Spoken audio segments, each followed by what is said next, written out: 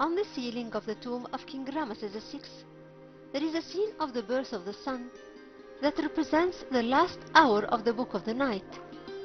So we see a representation of the body of Goddess Nut that represents the sky, where the trip of the sun god passes. In particular, we find in between the legs of Goddess Nut, in the last hour of the book, there is a representation of three groups or rows, where there is a representation of a scarab lying over an altar that takes the shape of the Khat sign, based over a raft. On the right there is a child with his finger in his mouth, and above him is a scarab represented below the sign of the sky bet. At the front there are two gods, Heh and Hehet, worshipping the coming of the newborn sun.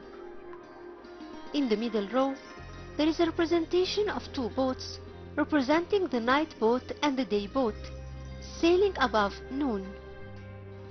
Inside each of them, there are some divine symbols, and in front of them a long text describing the scene.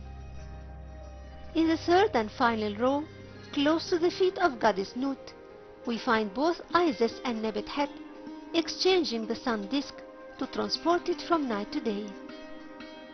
After the sun is born, it passes through the gate of the eastern gate of the sky, the gate that's known as the Gate of the Eternal Water in the Pyramids texts. And that's when there was a belief that descending to the world of chaos and being submerged in the water of noon is washing and being purified in the place from which it rose in the beginning of creation.